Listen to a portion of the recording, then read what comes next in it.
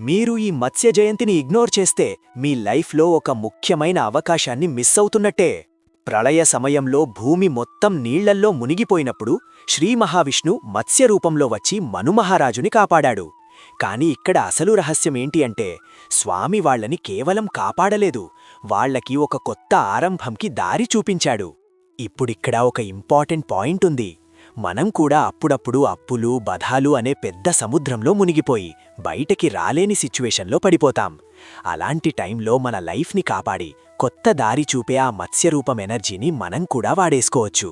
అందుకే గొప్ప యోగులు చెప్పేది ఏంటి అంటే, అలాంటి కష్టాల సముద్రం నుండి బయటపడడానికి ఈ మత్స్య జయంతి రోజు ఉన్న పవర్ని ఖచ్చితంగా వాడుకోవాలి.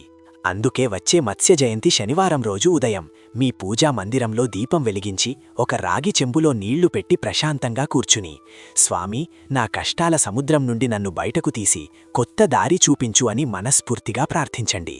అసలు రాగి చెంబులో నీళ్లు ఎందుకు పెట్టాలంటే, నీళ్లకి మన ఆలోచనలను పాజిటివ్ ఎనర్జీని గ్రహించే శక్తి ఉంటుంది. మీరు ఇంటెన్స్ ఫోకస్తో ప్రార్థించినప్పుడు ఆ నీళ్లు ఒక మెడిసిన్లా మారుతాయి. పూజ అయ్యాకే వాటిని తీర్థంలా తాగితే మీ టెన్షన్ తగ్గిపోయి ప్రాబ్లం సాల్వ్ చేసే క్లారిటీ బ్రెయిన్కి వస్తుంది. ఇది మన యాన్సెస్టర్స్ కనిపెట్టిన గొప్ప వాటర్ థెరపీ. మీ కష్టాలు తొలగిపోయి కొత్త దారి దొరకాలంటే లైక్ చేయండి. ఈ ధైర్యం అవసరమున్న వాళ్లకి షేర్ చేయండి.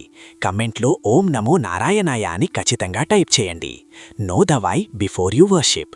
మంచి కథలు మరియు దేవుడి విషయాలు వింటుండాలంటే ఈ ఛానల్ని సబ్స్క్రైబ్ చేయండి.